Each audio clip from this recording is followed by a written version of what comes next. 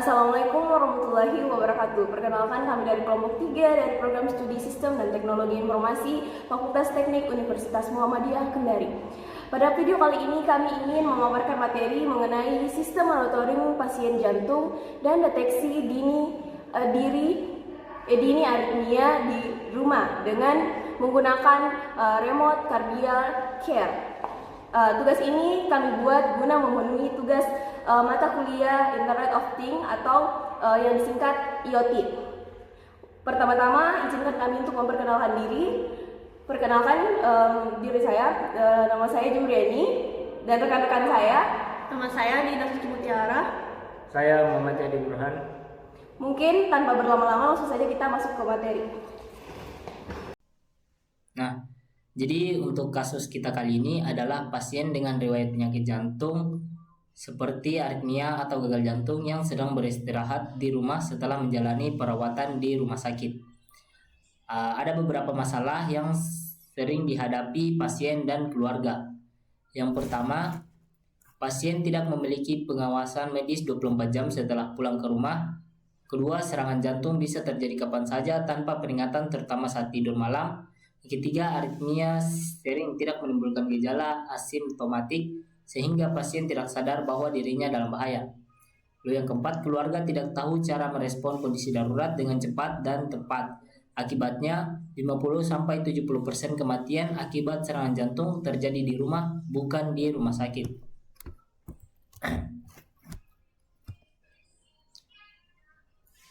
Lalu tujuan dari sistem IoT yang akan kita rancang adalah memantau detak jantung, irama jantung untuk mendeteksi aritmia, kadar oksigen, dan tekanan darah secara real time, serta memanggil bantuan otomatis ke keluarga, perawat, atau ambulans ketika kondisi darurat terdeteksi.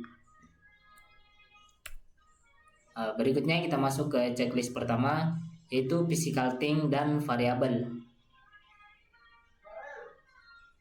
Physical thing dalam sistem ini adalah pasien dengan riwayat penyakit jantung yang sedang beristirahat di rumah. Variabel yang diamati ada 6 macam. Pertama, detak jantung yang diukur dalam satuan BPM. Kedua, irama jantung untuk mendeteksi apakah normal atau terjadi aritmia. Ketiga, saturasi oksigen atau SpO2 dalam persen. Keempat, tekanan darah yang terdiri dari angka sistolik dan distolik. Kelima, suhu tubuh pasien. Dan keenam, deteksi jantung yang menghasilkan nilai ya atau tidak. Variabel yang dikendalikan ada 3 hal. Pertama, alarm lokal berupa buzzer dan LED di perangkat yang dikenakan pasien. Kedua, notifikasi darurat ke keluarga dan tenaga medis. Ketiga, panggilan ambulans otomatis jika kondisi sudah sangat parah. Untuk yang berikutnya kita masuk ke checklist 2, untuk device, sensor, aktuator, dan controller. Untuk sensor ada 5 jenis sensor. Ada 5 jenis. Sensor ECG atau heart rate berfungsi mendeteksi irama dan frekuensi jantung. Misalnya modul AD8232. Sensor SP02 mengukur kadar oksigen dalam darah. Biasanya sudah menyatu dalam sensor detak jantung pada modul MAX 30102. Sensor tekanan darah digunakan seperti pada tensimeter digital. Akselerometer berfungsi mendeteksi jantung serta aktivitas pasien. Untuk aktuator ada 3 macam buzzer dan LED sebagai alarm lokal yang dipasang pada wristband pasien. Speaker kecil untuk mengeluarkan instruksi suara seperti duduk, minum obat, atau panggil ambulans, dan relay notifikasi untuk memicu panggilan otomatis ke layanan darurat. Untuk controller atau pengendali, sistem ini menggunakan 2 lapisan untuk perangkat yang dikenakan pasien atau wearable. Kita gunakan microcontroller NRF52840 karena memiliki Bluetooth Low Energy yang hemat daya, sehingga baterai bisa tahan berbulan-bulan. Sedangkan untuk Edge Gateway yang berfungsi sebagai otak pemrosesan lokal, kita gunakan ESP32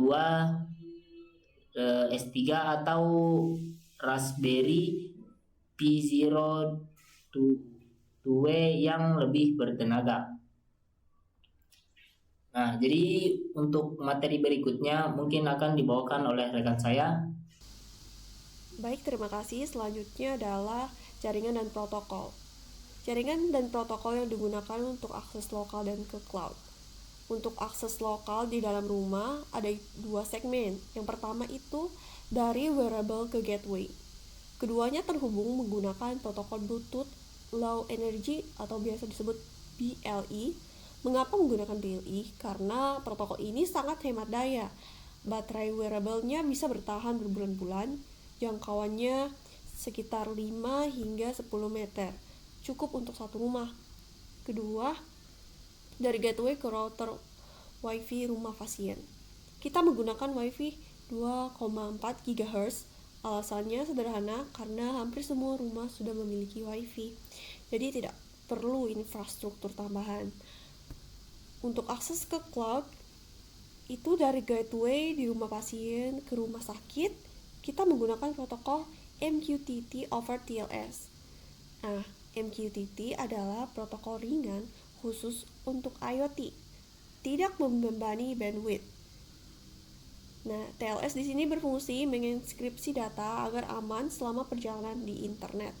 Kita juga menggunakan port 8883. Selain MQTT, sistem juga mendukung protokol HTTPS sebagai cadangan, serta FHIR jika rumah sakit sudah menggunakan standar rekam medis elektronik.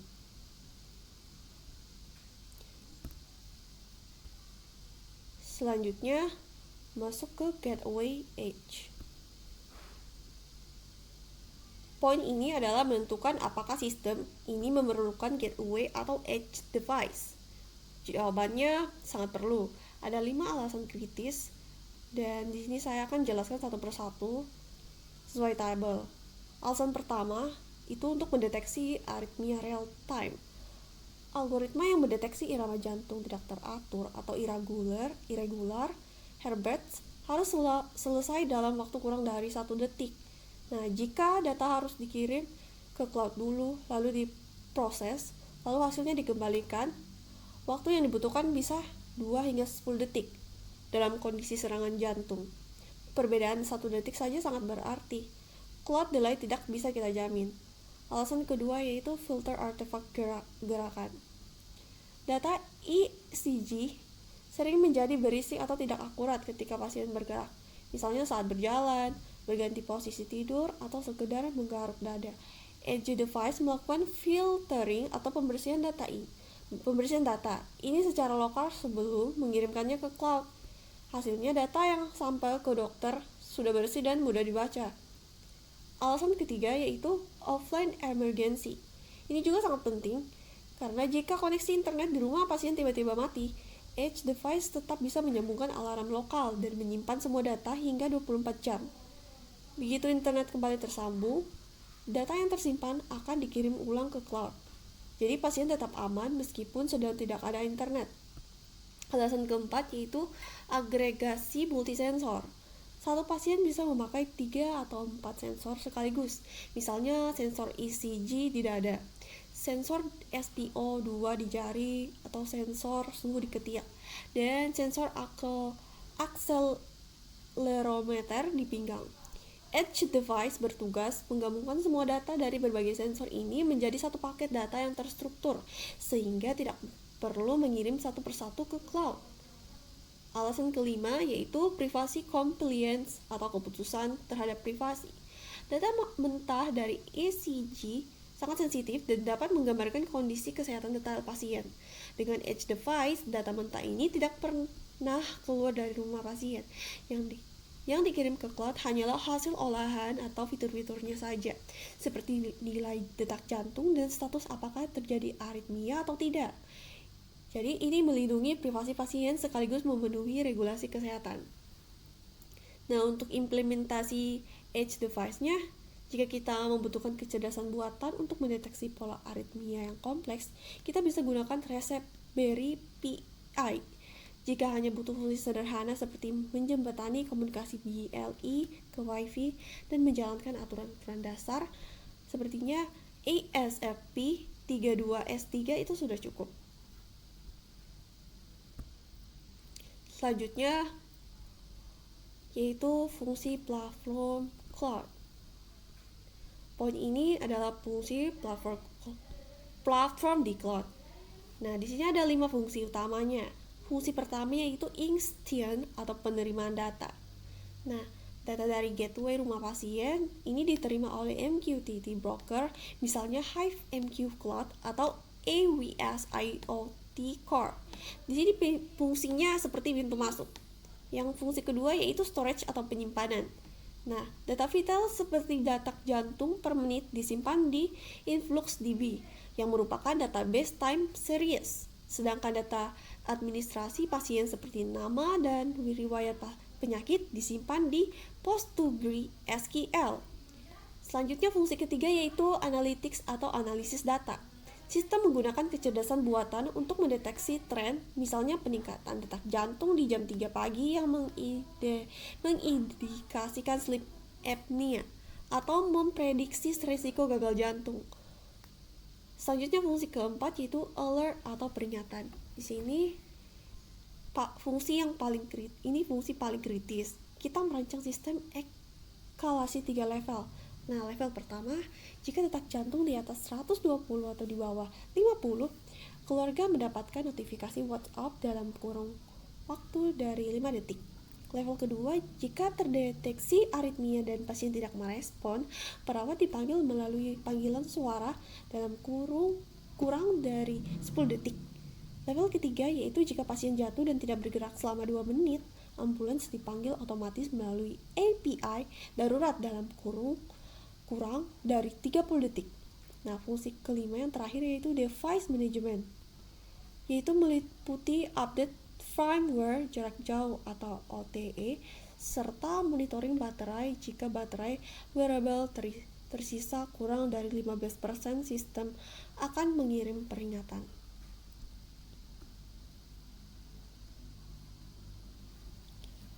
Jadi itu saja dari saya. Selanjutnya saya persilakan kepada pemateri selanjutnya yaitu Jumriani.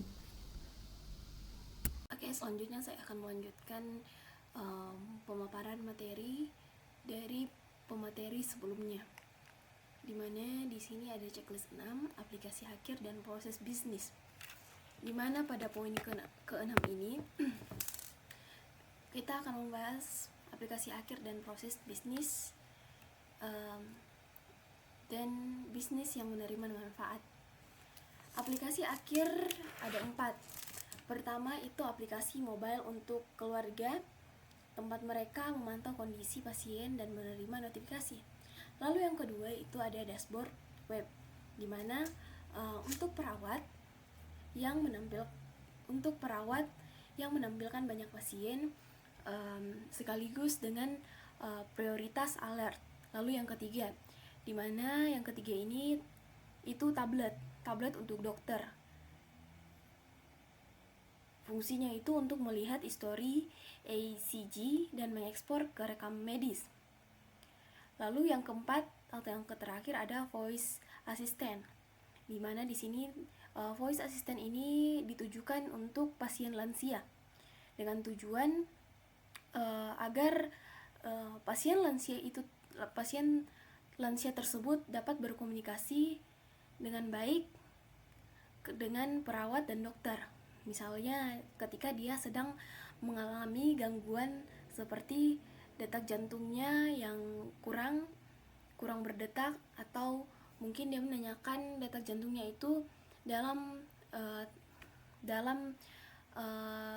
detak jantungnya itu dalam tekanan berapa. Lalu proses bisnis, kita masuk ke proses bisnis yang mendapatkan manfaat, di mana di sini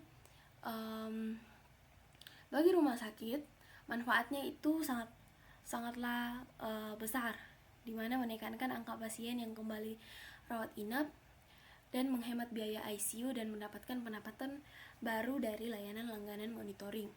Lalu bagi perusahaan asuransi juga mendapatkan manfaat karena mereka bisa menawarkan premi lebih rendah untuk pasien yang terpantau serta memvalidasikan klaim dengan data IoT yang otentik. Bagi pasien dan keluarga, manfaat utamanya itu adalah ketenangan hati, karena tidak selalu memikirkan kecemasan tentang penyakit jantung orang tuanya atau mereka sendiri. Lalu di situ juga manfaatnya itu ada respon darurat yang lebih cepat, dan pasien bisa tetap mandiri di rumah tanpa harus masuk panti jompo. Kan kita masuk ke slide selanjutnya, dimana di sini ada cloud dan cloud fence lokal. Di sini ada pertanyaannya itu, apakah keputusan kontrol harus lewat cloud atau lewat lokal sih? Jawabannya, fungsi kritis harus lewat lokal di ETG, bukan lewat cloud. Mengapa? Karena deteksi aritmia dan penyembunyian alarm lokal harus terjadi dalam waktu kurang dari 1 detik. Jika melalui cloud, delay bisa mencapai 2 menit sampai dengan 10 detik.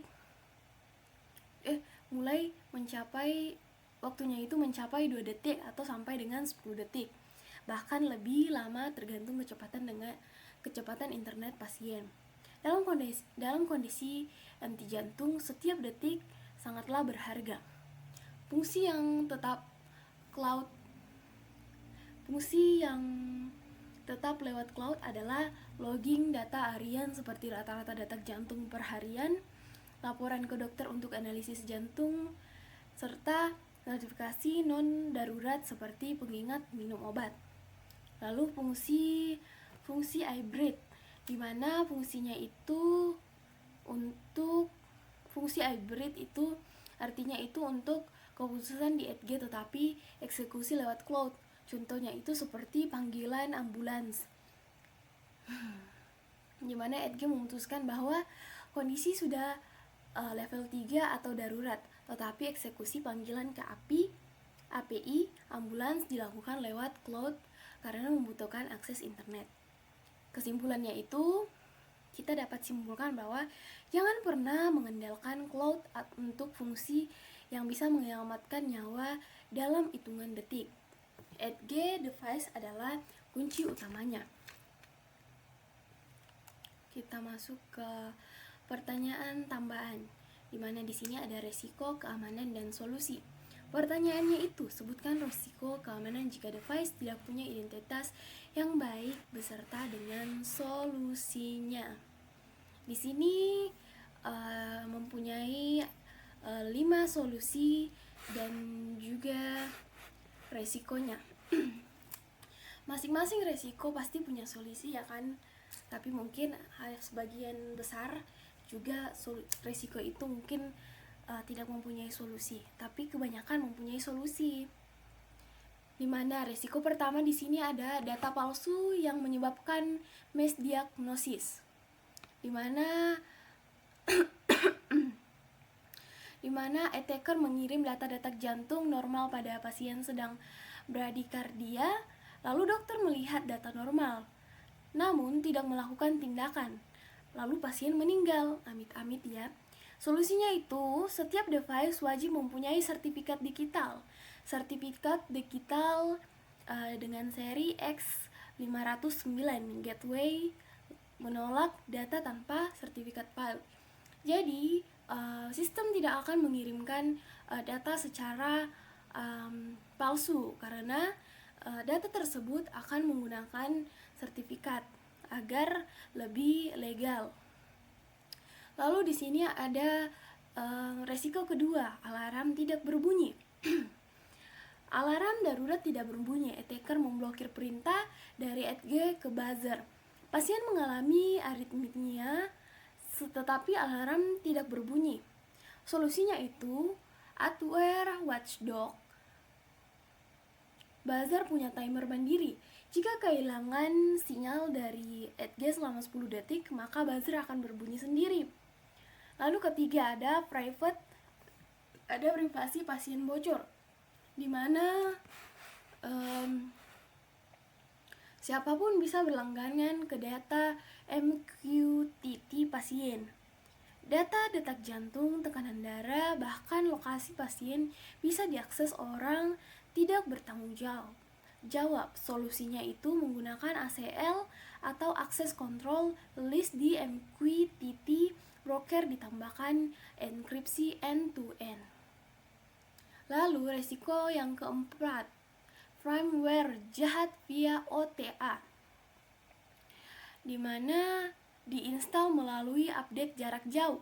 Attacker mengirimkan firmware palsu yang membuat sensor selalu melaporkan normal. Solusinya dengan menggunakan kode signing, firmware ditandatangani dengan kunci rahasia. Lalu device hanya menjalankan firmware dengan tanda tangan sah. Resiko yang kelima atau yang terakhir, Edge device diretas atau singkatnya itu ransomware, di mana Edge device diretas ransomware. Attacker mengalami enkripsi data di Edge dan meminta tebusan. Solusinya itu secure boot dan immutable iOS. Sistem operasi tidak bisa diubah, partisi data yang dienkripsi dan backup otomatis ke cloud. Kesimpulan keamanannya itu, tanpa identitas device yang baik, sistem monitoring pasien jantung tidak layak pakai. Resiko kematian akibat serangan cyber terlalu besar. Demikian pemaparan materi yang dapat kami sampaikan. Semoga informasi ini bermanfaat dan dapat menjadi bahan pertimbangan bagi kita semua. Terima kasih atas perhatian dan waktunya. Semoga apa yang kami sampaikan dapat memberikan wawasan baru dan menjadi langkah awal untuk perubahan positif bagi kita semua. Mungkin itu saja. Kami ucapkan undur diri. Wabillahi taufiq wal hidayah. Wassalamualaikum warahmatullahi wabarakatuh.